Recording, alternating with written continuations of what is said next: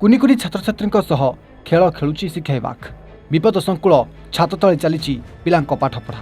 एप्रति कहार दृष्टि नहीं। जगतसिंहपुर जिला एरसमा शिक्षा मंडल अधीन कुंजकोठी उच्च प्राथमिक स्कूल छात खसी शिक्षयित्री आहत होती। छात्र छात्री माने मध्याह्न समय खाइबाकू जिबा समय किछि अघटन अल्पके बर्ची जाइछन्ति कुनी कुनी छात्र, किंतु छात खसी 2 जन शिक्षयित्री भी आहत होइछन्ति। राज्य सरकार शिक्षा व्यवस्था को सुदृढ़ करने को अनेक योजना करता बेले एठी कौन पहुंची पारुनी सरकार को योजना ना एरसमा बीओ जाणीशुणी पिला जीवन सहित खेल खेलुंट ताहा बे साधारण प्रश्न ही ठिया होइछि।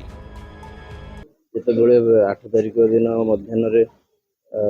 पिला मध्याह्न भोजन कर दीदी से दीदी दीदी कहला मत फोन कले गोटे थेली पाखे आसले आसला देखिए मुंडे पड़ी गुरुतर अवस्था मेडिकल नहीं जाती। मेडिकल गलापर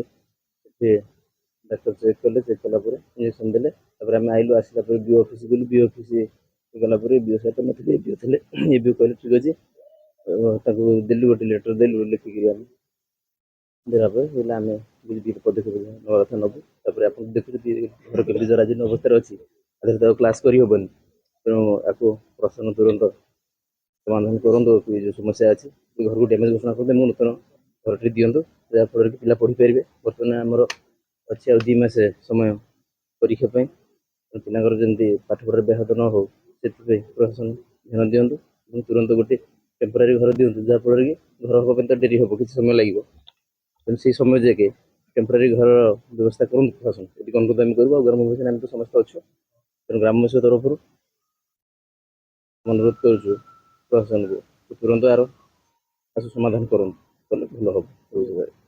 हम हेडमास्टर तार सह शिक्षयित्री थे माने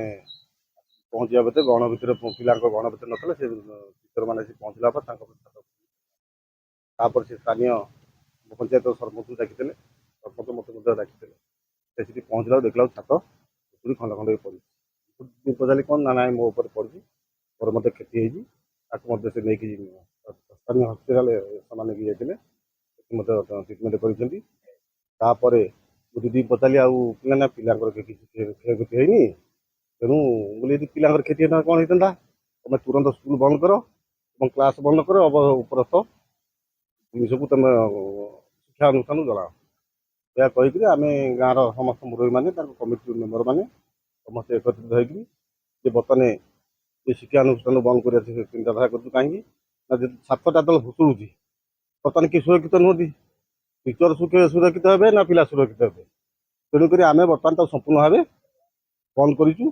सरकार गति आवेदन करुँ तुरंत से युद्धकालीन भित्तिर रिलीफ भित्तिर आमको सहायता करूँ आगु को शिक्षार मानदंड कोहल हम परीक्षा अच्छी तेणु पिला पाठ पढ़ी पारे तेणु गछ मूल मैंने बसुँच बर्तमान शिक्षा चली सरकार तुरंत यापाई व्यवस्था करूँ ये आम ग्राम स्वास्थ्य तरफ शिक्षानुष्ठान पर जो कमिटी अच्छा आगुरी आम अभियोग कर ग्रामवासी तरफ अभियोग कर साइक्लोन तले बात्या समय आसे तुम ये निरापदजनक नुह आम भी अभियोग कर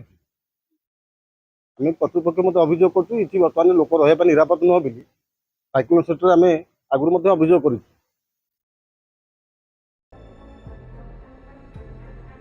एरसमारू कमलाकांत बारिक रिपोर्ट A1 ओडिशा।